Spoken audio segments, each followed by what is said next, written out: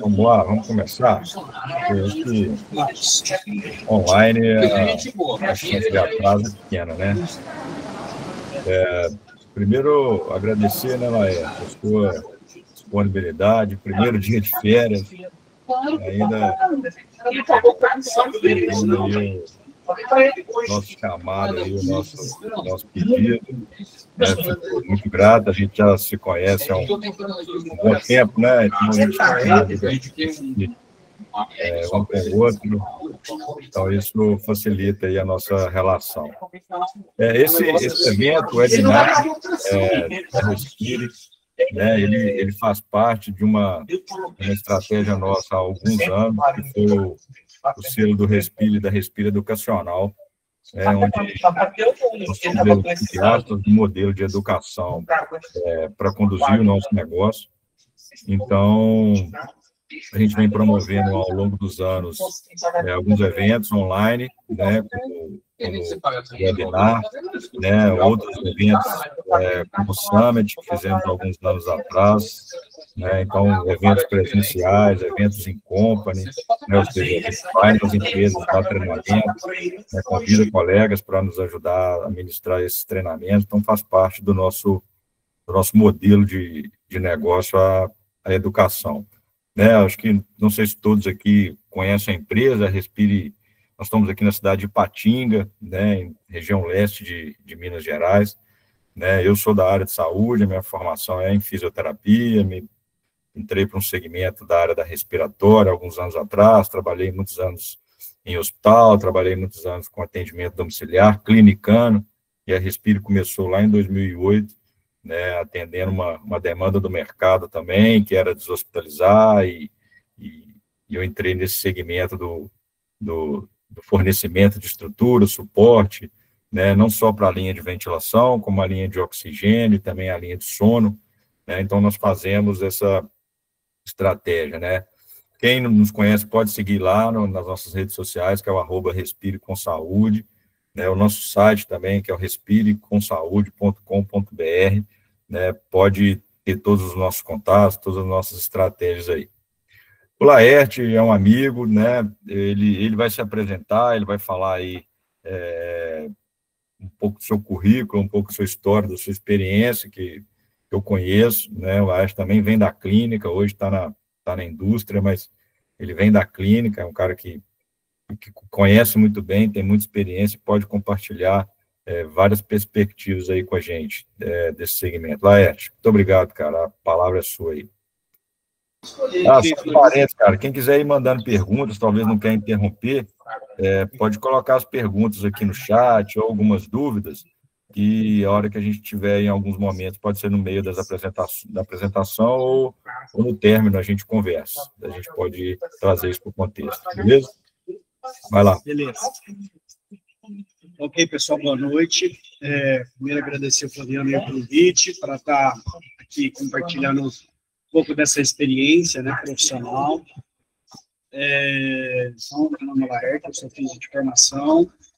Fiz toda a minha formação acadêmica, pesquisa, fiz mestrado, doutorado na área de atenção domiciliar.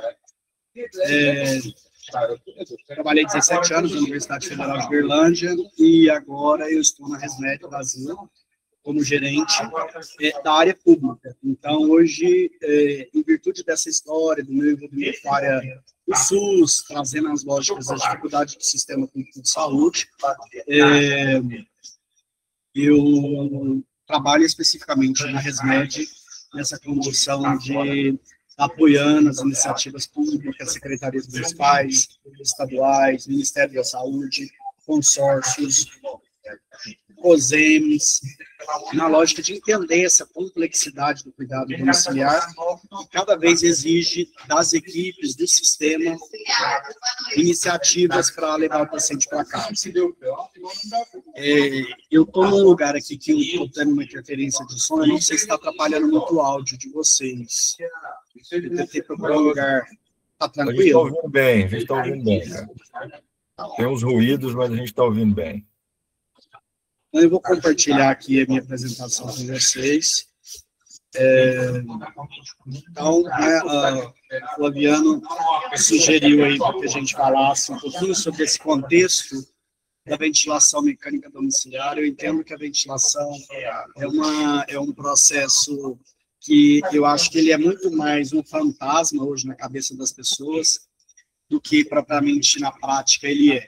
Então, nós vamos discutir um pouquinho. Eu sei que o contexto aqui é multiprofissional, a gente tem vários profissionais da área da saúde aí, e aí, para a gente falar especificamente da ventilação, acho que para a gente aquecer, a gente precisa entender aonde esse cenário está inserido, né? A gente traz aí para vocês, assim, só para a gente aquecer um pouquinho, o quanto que a atenção domiciliar tem crescido como política pública no Brasil. A gente vê tantas iniciativas privadas quanto iniciativa pública, a atenção domiciliar sendo um ponto forte, articulador da rede, um ponto extremamente estratégico. Então, é uma tendência que tem cada vez mais para crescer, já tem crescido, e esse é uma tendência muito forte. Só um parênteses. Você está passando o slide, cara? Estou. É porque aqui para a gente não está aparecendo. Agora passou. Aí está no modelo que aparece a sua tela do PowerPoint. Não sei se você vai colocar naquele modelo de apresentação ou no outro modelo. Não, a ideia era para... Deixa eu ver aqui. Acho que se eu faço isso aqui, ele não compartilha.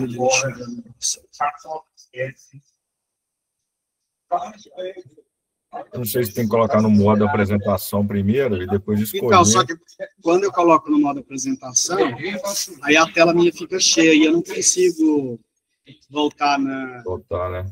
Voltar no... Mas quando você passou lá, passou. Se não tiver outro jeito, a gente vai naquele...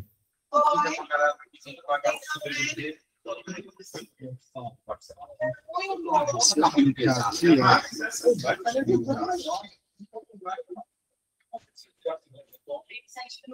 vamos assim mesmo?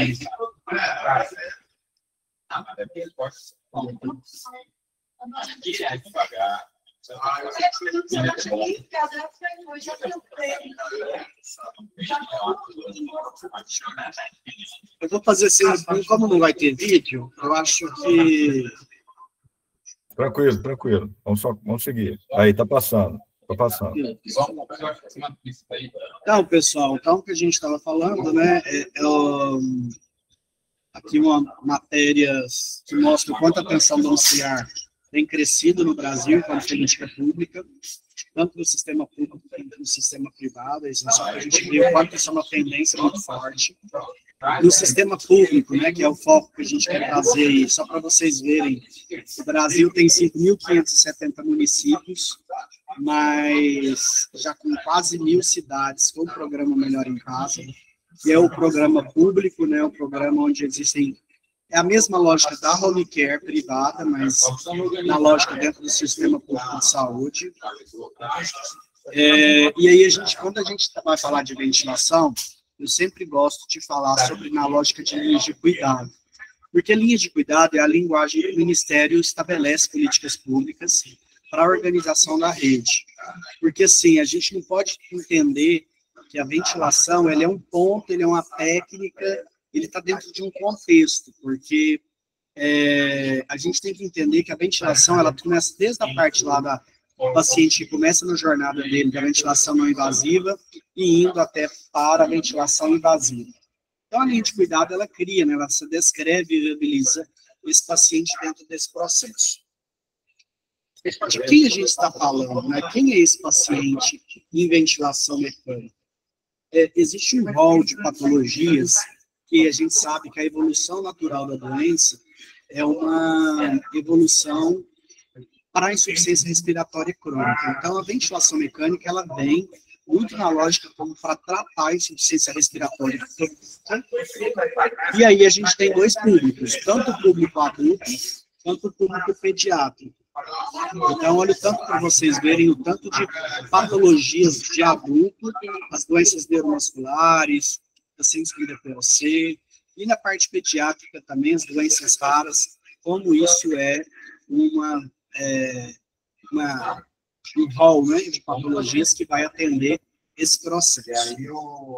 Bom, então, quando a gente está falando de ventilação mecânica, a gente tem que entender os pontos da rede aqui. O paciente na rede, ele perpassa dentro de uma atenção primária, uma especializada, ele tem as unidades de pronto atendimento, tem os hospitais e tem o serviço de atenção domiciliar.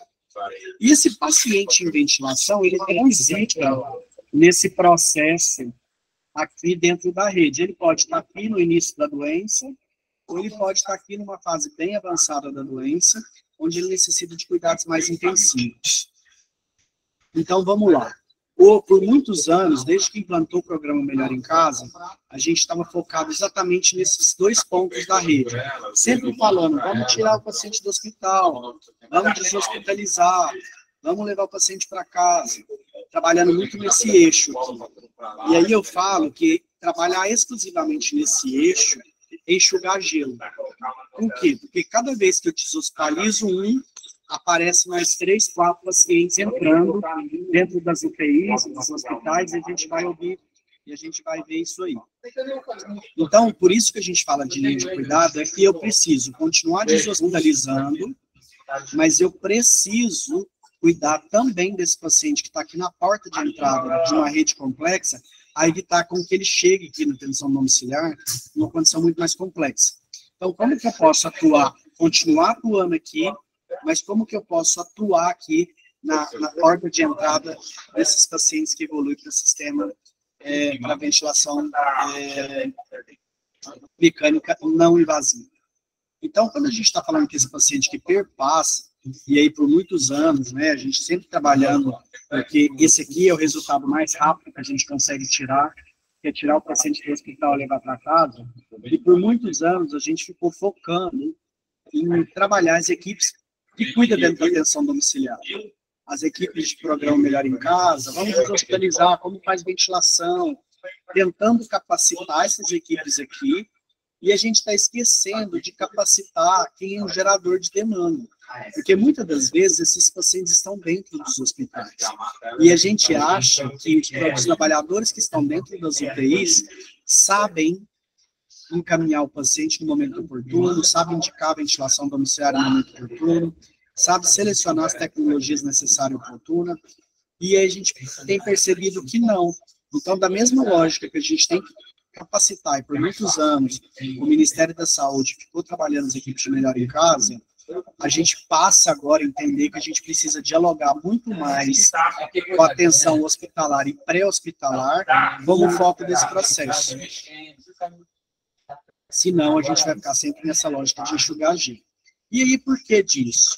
Porque a gente sabe que é uma técnica ainda pouco difundida no SUS hoje, é a oferta de ventilação mecânica não invasiva, porque para chegar aqui, a gente sabe que muitas das vezes os pacientes têm acesso a equipamento, mas aqui a gente não tem o acesso a esse equipamento. Então, só um minutinho aqui, eu...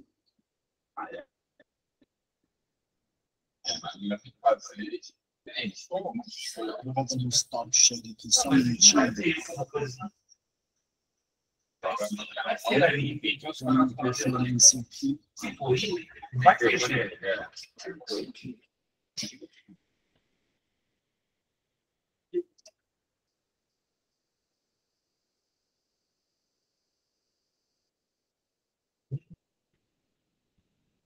Contar eles,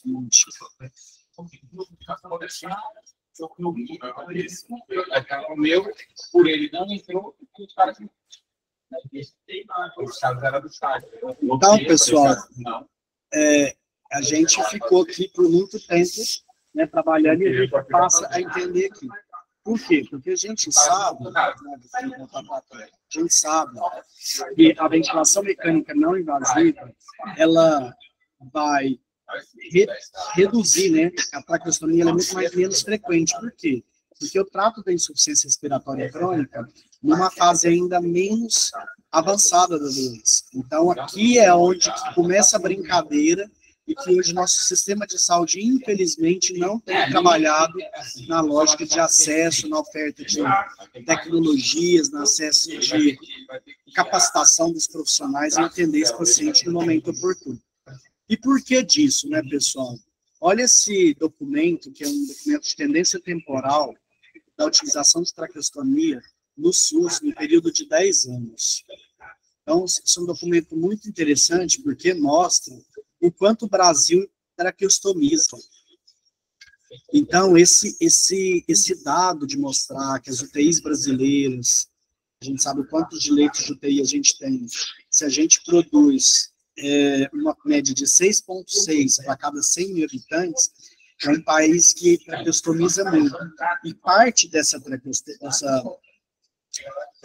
geração de traqueostomia é porque eu não trato a insuficiência respiratória na fase aguda, de forma adequada, e nem a crônica agudizada na forma adequada, e aí aquele paciente ele passa direto dentro daquele processo, onde ele sai de uma atenção especializada, ele já vai para uma UPA, ganha um tubo, vai para UTI, ganha a tráquea, e agora vai mandar para o home care ou para atenção domiciliar para cuidar. Então, essa porta é uma porta que, esse corredor, é um corredor que está extremamente aberto, e a gente precisa fechar esse cenário. Então, a gente mostra, né, assim, não é só fazer a traqueostomia. Olha quanto que a taxa de letalidade, mortalidade tem a ver com a produção de trato, né? Então, a letalidade, ela chega aqui nos últimos anos em torno de quase 25% a 30% de letalidade, ou seja, e a mortalidade é um pouco baixa, mas assim, a traqueostomia, se ela não mata, né, se não leva o paciente para óbito, ela vai gerar alguma comorbidade pelo fato do procedimento. Então, mostra o quanto a gente precisa evitar esse procedimento de tráqueo, que é um procedimento extremamente natural no nosso país. E aí a gente traz nesse artigo da Respiration, que mostra que a gente não deve subestimar a importância da ventilação domiciliar. Então, ele traz nesse estudo que boa parte dos pacientes com falha de desmame prolongado necessita de suporte ventilatório ambulatório. E aí, não adianta também a gente saber que a gente sabe que o paciente precisa, mas muitas das vezes o paciente precisa, mas o sistema não está preparado para ofertar essa tecnologia fora do hospital. Então, dentro dos hospitais, dentro das UPAs, não falta ventilador. Sempre vai ter um ventilador, um binível, para eu fazer uma ventilação, mas se essa técnica precisa ser feita fora do hospital, eu não posso, eu tenho recurso para fazer no lugar mais caro, mas eu não tenho recurso para fazer no lugar mais barato, mais acolhedor para o paciente. Esse estudo americano mostrou, né, que pacientes com cirurgia cardiotorácica, DPLC, 9% teve alta para casa com suporte ventilatório parcial. E o estudo alemão, que observou pacientes com DPLC, 75% dos pacientes tiveram alta, dos quais quase metade precisou de VNI domiciliar. Então, no Brasil hoje, a gente aprendeu muito a oxigenar o paciente DPLC. Então, colhe uma gaso, viu que o paciente é hipoxêmico, e muitas das prefeituras não têm muita dificuldade de liberar oxigênio para oxigenar. Mas se esse paciente, para além da hipoxemia, ele tem uma insuficiência respiratória crônica, que leva a uma hipercapnia, esse paciente também precisa ventilar para além de oxigenar. E aí eu dou oxigênio, mas eu não dou um equipamento pressórico para ele. E aí eu trato pela metade. Então, olha esse estudo alemão, se metade precisou de VNI domiciliar, então mostra para a gente tanto que a incidência e prevalência de ofertar VNI pós-hospitalização é importante. E quando a gente perpassa aí no Brasil, nos grandes serviços, a gente sabe que isso ainda é uma grande dificuldade dos serviços em poder ofertar isso para os nossos pacientes. E no estudo no Reino Unido também relatou que 35% dos sobreviventes de doenças críticas, que são os pacientes que ficam na UTI, necessita de ventilação domiciliar adicional, na maioria usando VNI. Então, se a gente imaginar que 35, pessoal, numa UTI de leito de uma UTI de 10 leitos, eu estou falando de quase 4 pacientes que recebem alta e eu precisava desse suporte domiciliar. E essa, infelizmente, não é uma realidade do nosso Brasil. E aí a gente sabe, né, como é que a gente tem que aprender, Laerte, como é que a gente faz para discutir, né? Então, assim, hoje existem muitas evidências brasileiras, muitas evidências científicas, muita de literatura internacional. O Brasil, ele começa a trazer alguns estudos de serviços, né? Então, aqui, inclusive, artigos importantes na Respiratory Care, que tive a honra de participar desses estudos aqui, onde como autores, porque a gente começa a mostrar essas experiências de serviços de ventilação, mas quando a gente fala na proporção que o Brasil tem de 203 milhões de habitantes, o número de serviços, o número de profissionais, o número de pacientes, se a gente vai fazer uma fonte de estudo, fazer uma redefinição de artigos, olha para vocês verem esse trabalho que levantou um refinamento da literatura, quando ele digitou a palavra assistência domiciliar e mais criança. Aparecem 25 mil estudos, mas se ele coloca assistência domiciliar em ventilação mecânica, isso cai para menos de 10%. Então, mostra para nós o quanto o Brasil ainda é pobre de geração de evidência. E isso é um fato que hoje faz com que as pessoas não tenham fontes fidedignas para aprender, para capacitar, para reciclar. E um outro ponto muito importante da gente falar sobre ventilação é sobre regulamentação vigente. O que está previsto na regra, na lei? O que tem que nos respalda? O que tem que nos garante? Então, assim, dentro de regulamentação de ventilação, é a portaria do Melhor em Casa, que foi de janeiro de 2024, que traz, que considera elegível para pacientes em AD3, que é o paciente mais complexo, a ventilação mecânica invasiva e não invasiva. Então, assim, a ventilação mecânica, ela é um procedimento aprovado pela Conitec, que foi incorporado em 2018, na portaria de 2024, ela inclui na tabela CIVITAP, ou seja, a partir disso, todo e qualquer paciente do SUS tem direito constitucional a ter acesso a tratamento de ventilação mecânica, seja invasiva ou não invasiva. Então, aqui, né, quando saiu a matéria, né, ventilação mecânica invasiva domiciliar será disponibilizada pelo SUS. Hoje, quando a gente busca lá na RENEM, que é a Relação Nacional de Equipamentos Médicos, lá no CIGEM, já tem um descritivo de ventilador mecânico domiciliar de suporte à vida, que é diferente de um ventilador hospitalar. A gente vai falar um pouquinho mais para frente. Então, assim, mostra, né, que já tem aqui já um descritivo, que as prefeituras, secretarias podem acessar. E também já começa a aparecer os primeiros PCDTs, que são os protocolos clínicos de diretrizes terapêuticas de algumas doenças, que traz, por exemplo, como a esclerose lateral, fibrose cística, as doenças raras, o uso da ventilação mecânica invasiva ou não invasiva. Com esses documentos, pessoal, por isso que a judicialização, há um tempo atrás, ela era uma forma de acesso dos usuários conseguirem os equipamentos, e aí entrava na justiça, uns era mais rápido, mas hoje, todo e qualquer paciente que entrar na justiça, o órgão público, ele é obrigatório. Então, assim, aí o gestor, ele vai ter a opção de escolher, ou ele vai dar de forma administrativa, ou ele vai dar de forma judicializada, que muitas das vezes é muito mais caro para ele.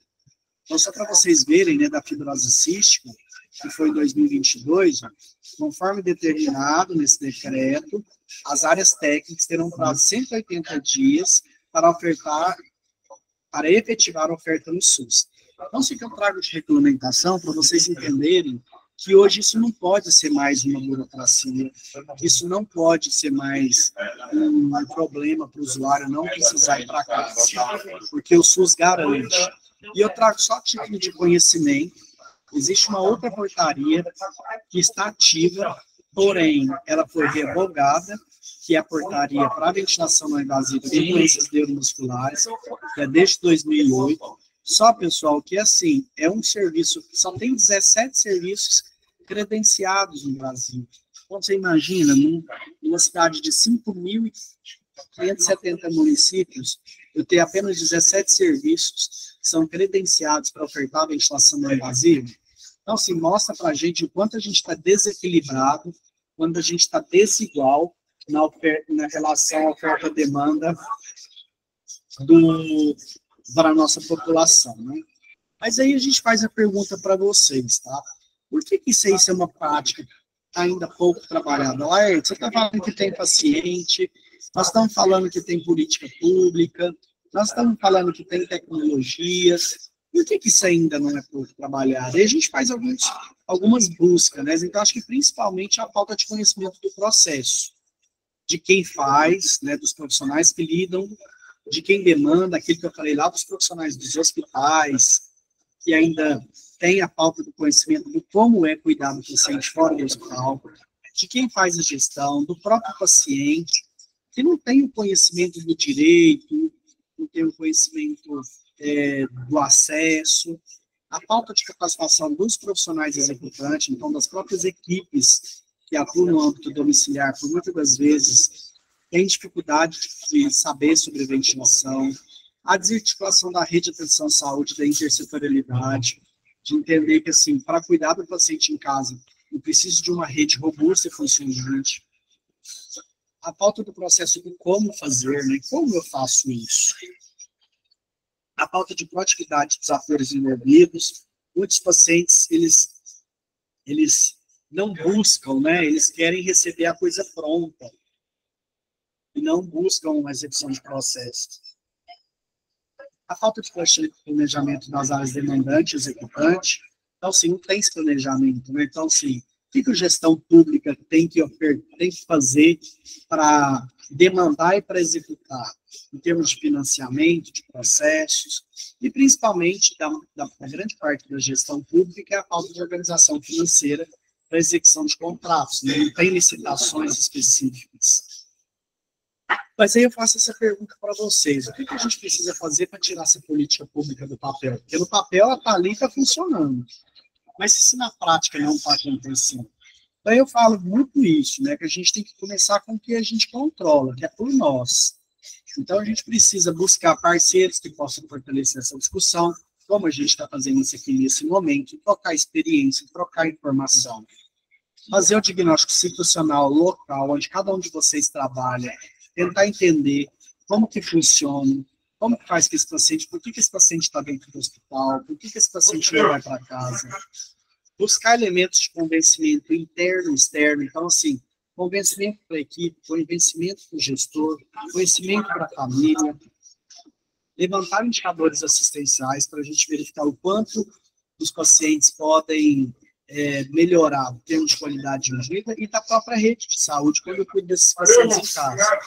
Eu preciso planejar execução de novos processos e melhoria dos que já existem. E aí, quando a gente fala que a gente tem baixa evidência, é um outro ponto que a gente precisa fazer. A gente precisa gerar e buscar evidências. Cada um de vocês, hoje o trabalhador, ele está muito envolvido na assistência e ele faz pouca produção e geração de evidência. Eu preciso escrever, eu preciso contar, eu preciso publicar as minhas experiências. Então, olha esse artigo onde que mostra, né, a custo-efetividade da deshospitalização em pacientes em ventilação mecânica. Então, olha para vocês o quanto é mais barato cuidar em casa do que dentro do hospital. Essa foi minha tese do meu doutorado, né? Eu levantei o quanto mais barato cuidar em casa do que no hospital. Na minha tese de doutorado, cuidar em casa era 23 vezes mais barato do que cuidar dentro do hospital. Então, assim, é isso aí, né? Do ponto de vista financeiro, a internação domiciliar surge como alternativa viável para liberação de leitos de alta complexidade, uma vez que apresenta menor custo das internações de unidades de terapia.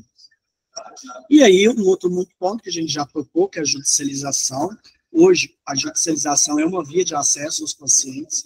Então, como muitas das vezes o próprio judiciário ele não tem acesso a isso, as próprias equipes, os pacientes não têm acesso, não liberam-se de forma administrativa, então as pessoas buscam judicialização através disso. E nesse estudo, olha, 39 pacientes desse estudo que eu apresentei para vocês, quando ir para casa através de liminar judicial.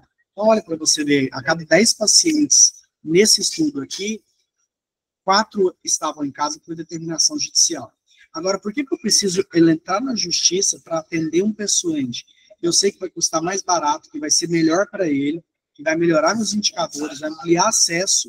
Por que eu não faço isso de forma administrativa? Mostra o quanto a gente ainda falta conhecimento. E a judicialização, ela acaba se tornando mais cara, né? Então, assim, pacientes com liminar, nesse estudo aqui não houve diferença estatística, mas a gente sabe que uma tendência de pacientes com liminar, por ter excessos de tecnologia, eles acabam sendo mais caros. E outro documento também publicado no Jornal Brasileiro de Pneumologia, aqui é um estudo relacionado à CPAP, né, para a apneia obstrutiva do sono, mas segue a mesma lógica para biníveis e BIPAPs e ventiladores, que, assim, é aquilo que a gente comentou, né, a judicialização como estratégia de acesso e recursos diagnósticos.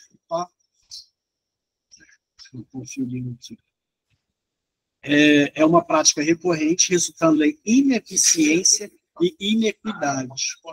Então, a gente mostra que quando eu estou ofertando de forma judicial, eu estou sendo ineficiente. E, infelizmente, a judicialização é uma forma de garantir o direito das pessoas. E aí a gente provoca vocês mais ainda, né? Não vou entrar muito no detalhe, depois se tiver algumas perguntas a gente pode discutir, mas a literatura ela é muito robusta sobre o benefício de ofertar a ventilação não invasiva para esses pacientes com doenças neuromusculares. Então, por que um cara que é diagnosticado com esclerose lateral amiotrófica e ele tem indicação, por que eu não vou ofertar isso para ele e esperar ele evoluir com uma piora progressiva para no final da vida dele ele fazer uma traqueostomia e levar ele para casa? Então, é isso que a gente fala sobre ineficiência. E existem vários artigos mostrando o quanto a ventilação não invasiva melhora o custo-efetividade no tratamento, reduz custos e mortalidade dentro dos hospitais. Então, é isso que os nossos gestores precisam entender, que isso não pode ser um entrave, isso não pode ser uma barreira para a gente garantir, porque esse paciente ele é um paciente crônico complexo. Uma outra dificuldade muito grande nas equipes, tanto hospitalares quanto os domiciliares, são as escolhas dos equipamentos. Esse paciente precisa de um CPAP? Não, ele precisa de um BIPAP? Ele precisa de um ventilador de suporte à vida? De que é a diferença? CPAP, BIPAP, ventilador é uma pergunta que eu ouço quase todas as aulas e cursos que eu dou. Ainda é um problema que muitas pessoas não sabem. E aí, pessoal, isso não é a indústria que dita, não são os manuais de equipamento. Existem normas brasileiras da ABNT e da ISO que falam sobre requisitos particulares para segurança e desempenho essencial de equipamento de suporte ventilatório para uso domiciliar. Então, através dessa ISO e da ABNT, eu vou definir o que é bilevel e o que é ventilador de suporte à vida. Então, de acordo com o requisito e a capacidade de cada aparelho de segurança, eu vou estabelecer que o equipamento ele é de suporte à vida, e aí então eu posso usar ele 24 horas por dia na traqueostomia, e para aquele paciente, aquele equipamento que ele tem uma ventilação limitada, que ela não foi fabricada, a turbina do equipamento não é uma turbina para ventilar o paciente 24 horas por dia. E a gente vê muito isso, o paciente em bilevel sendo ventilado na traqueostomia de forma errônea. Então, assim, quando fazem isso errado, a gente tem que saber que tem uma ISO e uma ABNT que nos respaldam. Porque, assim, está tudo certo até acontecer o primeiro problema. Na hora que tiver o primeiro problema, aí a coisa vai complicar. Então, dentro dessa lógica das inovações, é aquilo que a gente fala. Então, o paciente, eu tenho que dividir em não invasiva e invasiva. Então, para os equipamentos de uso exclusivo não invasivo, são os CPAPs, que são para tratamento de apneias do sono, e os biníveis, que são aparelhos para tratar sono e distúrbios ventilatórios, de forma intermitente, e eu tenho os equipamentos biníveis avançados, com pressões mais altas, que pode ventilar o paciente invasivo e não invasivo, intermitente e não invasivo, e o suporte à vida, que são equipamentos com bateria, que ventila volume e a pressão, que tem mais robustez, que é o mesmo equipamento que são ofertados dentro do hospital, porém de forma portátil e para funcionar no âmbito domiciliar. Então, esses ventiladores de suporte à vida são exatamente iguais aos ventiladores das UTIs, com a exceção de os ventiladores hospitalares, eles usam blender, misturador de gás e rede de alta pressão. Então, a engenharia clínica, ela muda a tecnologia para ele se tornar menor, compacto, para ele poder ser portátil e ser usado em casa. Então, ele funciona através de turbina e não blender. Então, por isso que, às vezes, a capacidade de ofertar FO2 em níveis muito altos, que é a grande limitação do suporte à vida. Mas para paciente que está com insuficiência respiratória crônica, é um paciente que não tem tanta demanda de FO2 alta. Então, por isso que são aparelhos extremamente bem adaptados para o ambiente domiciliar.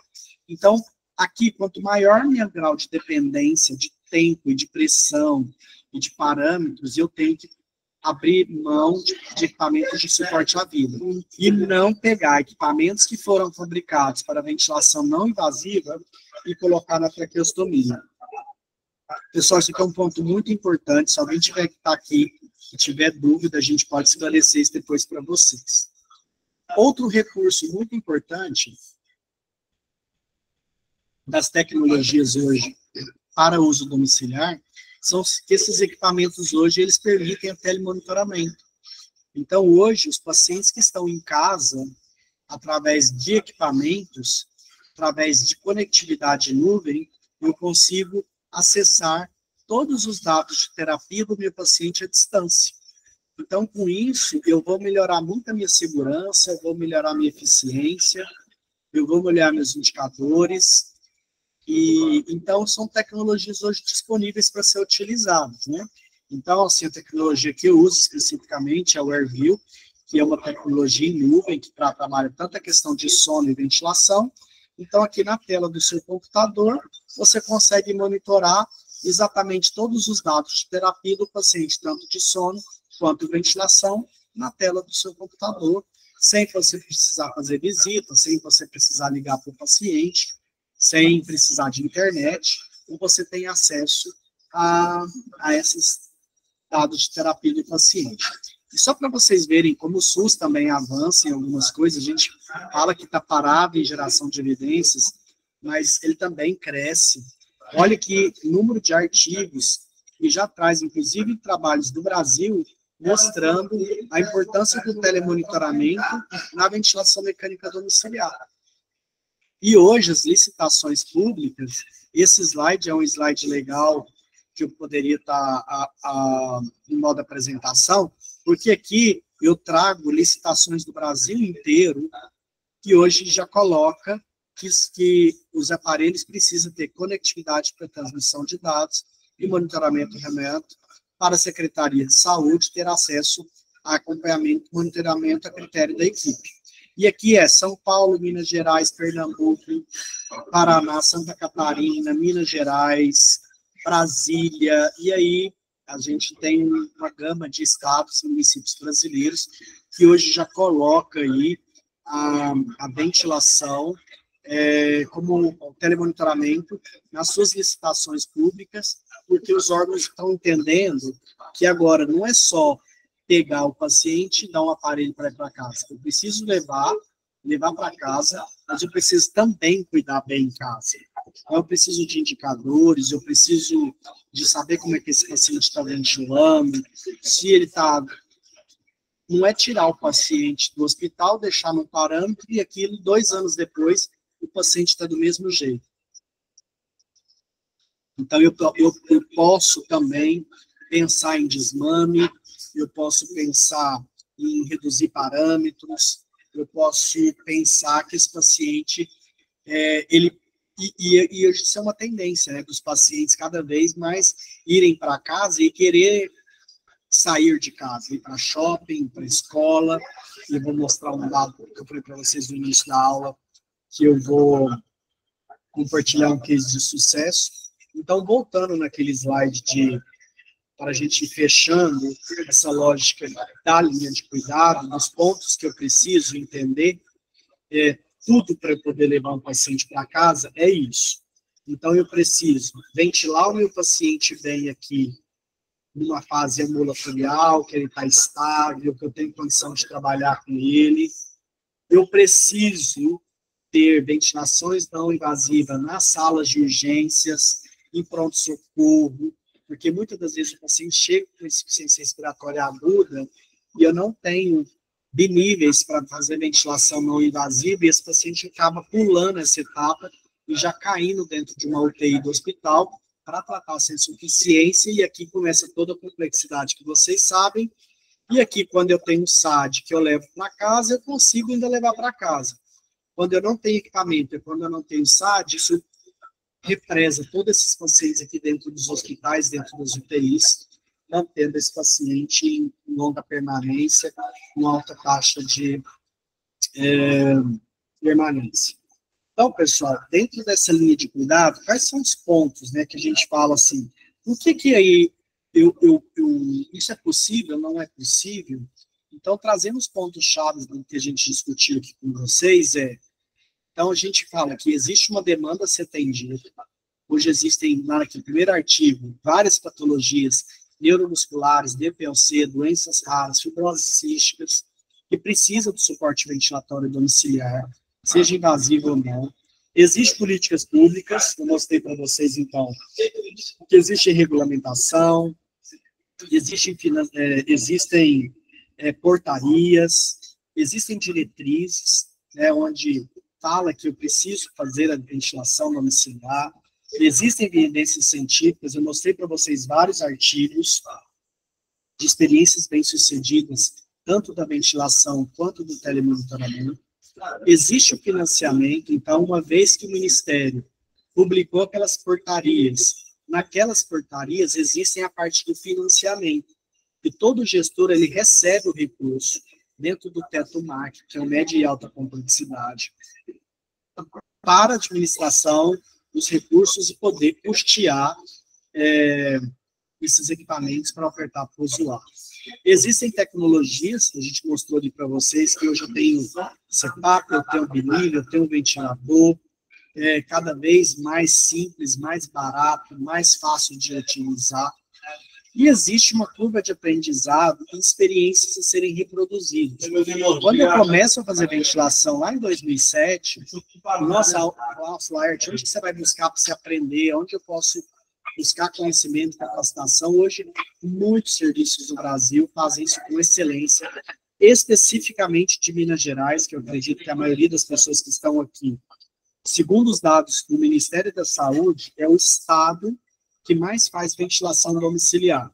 O estado de São Paulo é o município com mais cidades e população e equipes, porém, Minas Gerais é o estado que mais ventila. Então, assim, Minas Gerais já tem uma cultura de fazer ventilação domiciliar.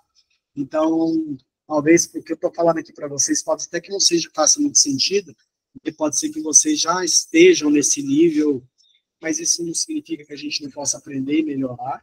Né? E eu falo que existem nós, né? Existem nós que estamos aqui aprendendo um dia, 7, 8 horas da noite, escutando uma aula, trocando experiência, para fazer diferente ali na vida dos pacientes e ajudando o sistema de saúde. Eu vou trocar de tela, porque eu quero compartilhar com vocês, mas eu já não vou voltar na apresentação, né? Esse é meu último slide, que eu quero a gente abrir para perguntas aqui. Tem meu e-mail, meu telefone, caso alguém queira depois tirar dúvida, mandar mensagem, querer tirar qualquer tipo de informação, pode me mandar mensagem. Eu vou compartilhar aqui com vocês uma matéria que saiu hoje. Eu fiquei muito feliz. matéria exatamente de hoje, ó, é uma matéria que é do Comunica UFO, né, que é da Universidade Federal de Berlândia, um paciente que eu quero me tornar um cientista e esse é meu sonho. Deixa eu...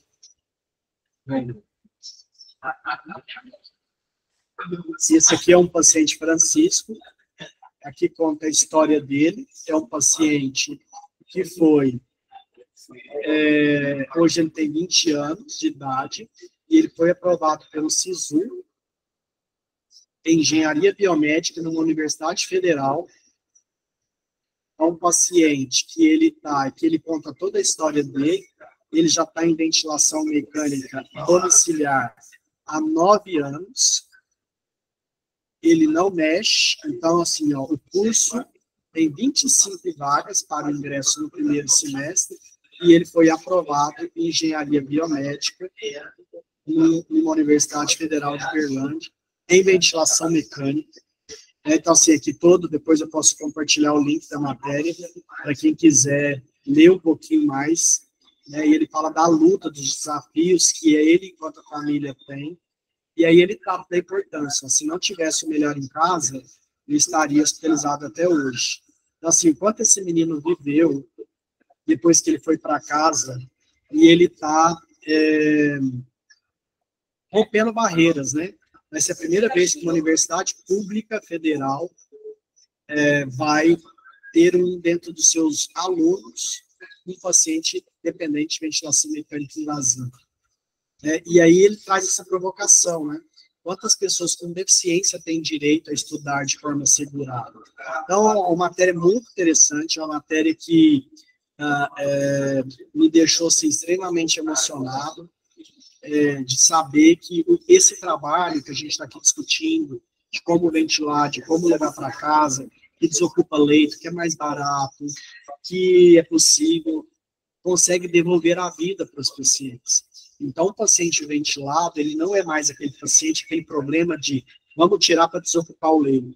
Não, vamos tirar para desocupar o leito, mas para essa pessoa viver a vida dela.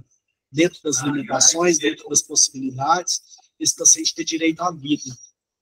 Então, isso, assim, foi a matéria da data de hoje, me deixou extremamente feliz, né, porque eu participei desse processo do Francisco.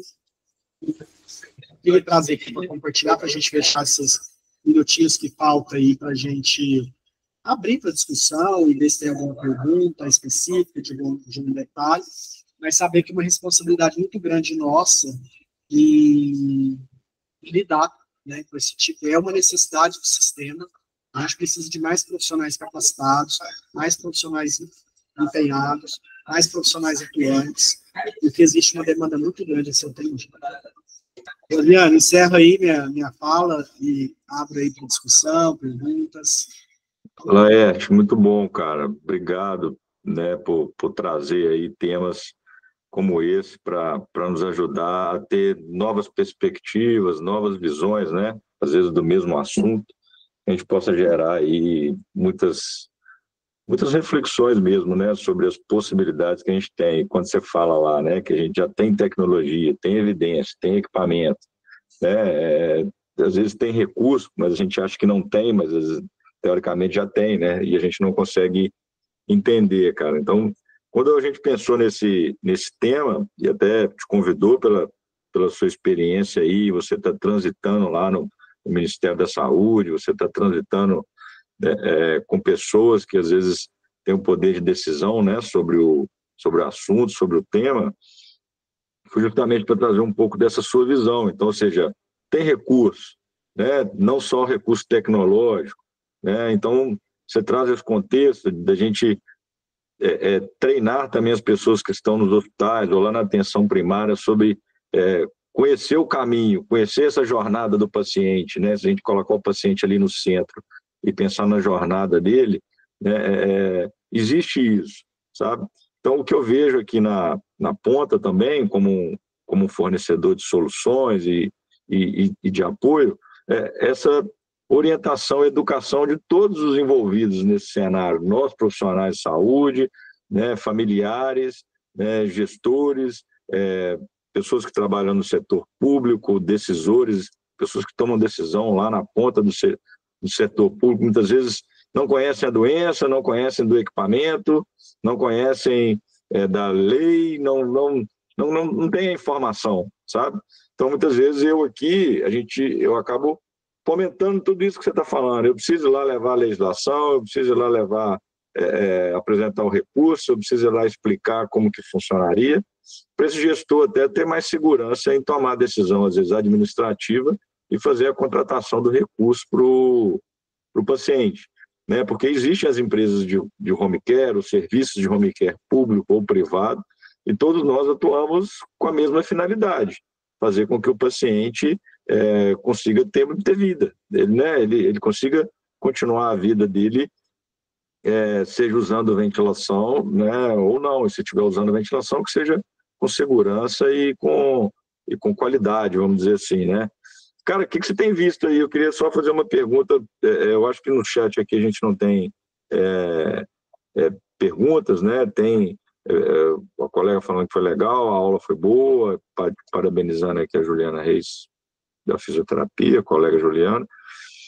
Cara, assim, o recurso, assim, o que eu vejo é as prefeituras queixando, né, aqui, que não tem o recurso, que é caro e que não cabe no orçamento, prefeituras menores, né, vamos chamar assim, que tem aí o seu recurso às vezes limitado, o orçamento às vezes limitado, e que as famílias chegam e falam, não, eu preciso de um orçamento que eu vou ter que judicializar, não tem outro caminho, né? Aí eu falo, gente, tem. Não tem outro caminho, não tem como conversar. Então, o que você vê isso, assim, e fiquei feliz em saber que Minas Gerais é o estado que mais ventila em domicílio, isso é fantástico, é sinal que o recurso está sendo utilizado, né? Isso é muito bom. Mas qual que é a sua experiência nessa questão de processo administrativo ou judicializa? Porque a maioria do que eu vejo aqui é judicializar. É raro, tipo assim, de cada 10, 2 ou 3 são administrativos e 6 ou 7 tem que ser de forma judicial, entendeu? Infelizmente, aí que eu falei, né, a capacitação, não adianta nós treinarmos a ponta a cuidar do paciente, se lá dentro, lá da secretaria, não tem a pessoa que consegue viabilizar o processo meio, né? Então, assim, Flaviano, o dinheiro, ele existe, ele é repassado fundo a fundo, então todo tesouro, né, todo cofre municipal, ele tem o recurso. O problema é que os gestores, eles entram hoje, eles já entram com um orçamento estrangulado, porque tem outras demandas, atenção básica, atenção especializada, vigilância em saúde. Então, o teto, ele já é mais ou menos engessado. Aí, a hora que chega uma demanda nova, porque assim, o dinheiro está chegando, só que alguém está gastando. E aí ele não consegue enxergar que dentro desse contexto, o dinheiro está chegando para ele fazer isso, mas que ele está gastando com outra demanda.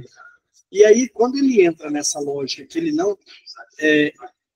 não consegue filtrar, deixa eu pegar esse dinheiro, está aqui dentro do teto marca, para eu viabilizar uma licitação pública, para eu ofertar esse equipamento, é aonde que eu vou conseguir mudar, porque toda vez que ele não faz isso, a judicialização ela se torna mais cara. E aí o dinheiro cada vez vai ficando mais escasso. Mas eu entendo que é uma dificuldade, uma falta de conhecimento da área demandante, da área de finanças, da área da gestão, e não o dinheiro está vindo para essa finalidade, só está sendo gastado com o outro. E é óbvio que esse dinheiro ele não vai enxergar ali dentro, porque ele está extrapolando o teto de outras áreas, por exemplo, dentro da área hospitalar. Se eu não tiro esse paciente, eu preciso de uma vaga de uma UTI de um paciente que está na UPA, o paciente, ele não tem vaga, aí o que o gestor tem que fazer? Contratualizar um leito privado para garantir ele. Aquele dinheiro que ele gasta com uma judicialização, eu já fiz contas, assim, milhares de contas, para mostrar para o gestor que uma causa de home care que ele perde judicializado, o quanto ele conseguiria pagar isso de forma administrativa. Então, assim, infelizmente, cara, você vai ter que pegar a canetinha, fazer o risquinho, para ele só contornar, porque a forma, às vezes, tem gestor de entender. Mas se hoje uma coisa que eu faço é abrir o Fundo Nacional de Saúde, entrar dentro do município, eu consigo mostrar para ele que o dinheiro está lá. Mas, muitas vezes, a área técnica não consegue achar. Ele não consegue visualizar. Mas isso está dentro do Fundo Nacional de Saúde, dentro do teto de cada município. Cara, outro assunto, até para a gente encerrar aí, né? Que a gente já está aí com 1 hora, né? De aula e de tema. Sobre a questão de custo-efetividade, você já falou, foi até sua tese de doutorado aí, né? Esses relatórios que são emitidos pelo Conitec, cara, esses relatórios de recomendação, isso chega para as prefeituras?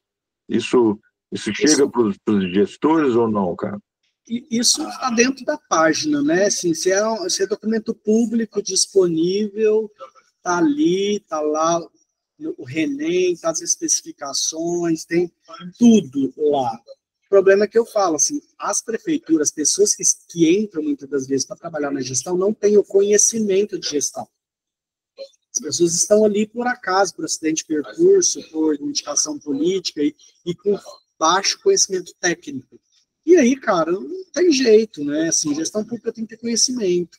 Então, assim, chega para eles, não é enviado para eles, mas, assim, o Ministério e as secretarias têm as fontes de pesquisa.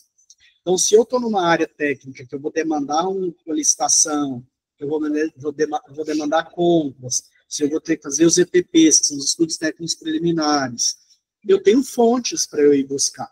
É igual quando a gente vai fazer uma busca na literatura de determinado assunto. Eu vou, em determinados casos, buscar. Só que as prefeituras, elas querem pronto, elas querem só executar, não planeja, não organiza. E aí, cara, por isso que existem serviços em municípios extremamente bem desenvolvidos e o vizinho do lado, o município do lado, não dá conta de fazer. Então, isso tem muito a ver com o nível de gestão e não muito com a área técnica. Não é o médico, não é o físico, não é o enfermeiro que não dá conta. É a área técnica lá dentro da gestão que ainda é limitada. Por isso que eu falo que não adianta ficar falando só para os profissionais da ponta, se eu não falo com os profissionais da gestão. Cara, e na sua vivência, para a gente encerrar mesmo aí, o telemonitoramento, cara, ele tem feito a diferença, como você citou ali, colocar ele como diferencial competitivo nas licitações públicas, né, de forma referencial técnico ali para contratação. E na sua vivência, eu lembro que você já apresentou, tem um caso que com o telemonitoramento o desmame foi melhor, esse paciente conseguiu ser decanulado e passou a utilizar máscara. Como que nós, profissionais de saúde, ou as pessoas que gerenciam esses pacientes, podem aproveitar melhor o telemonitoramento, que é uma estratégia que a ResMed traz e é lida no mercado nesse segmento aí? O telemonitoramento, aí não vou nem ser eu que vou dizer, né? Igual eu falar, evidência científica. Hoje, se você fazer busca no PubMed, nos principais centros de ventilação domiciliar do mundo, vai trazer o telemonitoramento como ferramenta de gestão que ajuda na condução dos casos clínicos dos pacientes. Isso já é evidência A. Agora, o que a gente vê, então, assim, quanto ao benefício, eu não tenho dúvida. O que ainda a gente vê na prática, no dia a dia, Flaviano, é que, assim, muitos profissionais da atenção domiciliar mal estão conduzindo a ventilação. Mal, às vezes, eu não estou falando aqui, tá, do público, mas de forma geral, os profissionais, principalmente físios, que lida muito com a ventilação, eles vão lá fazer a físio, mas não dominam a ventilação.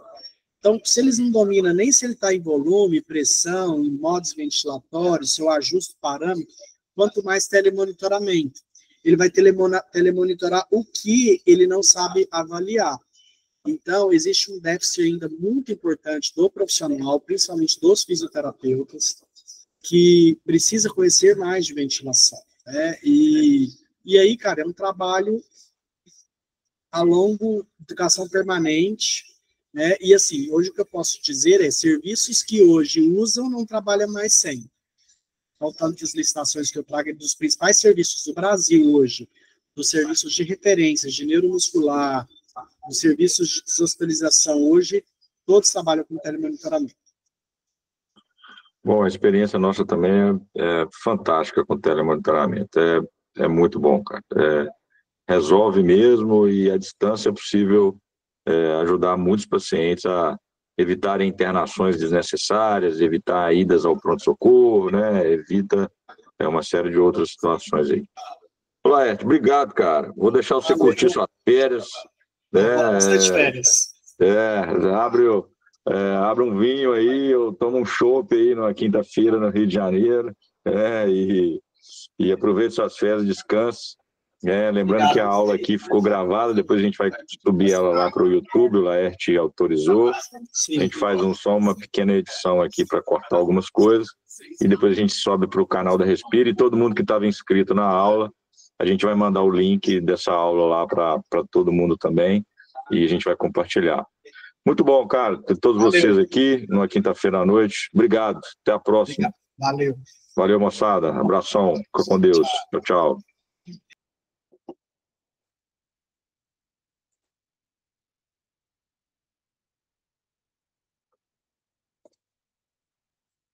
Parar aqui.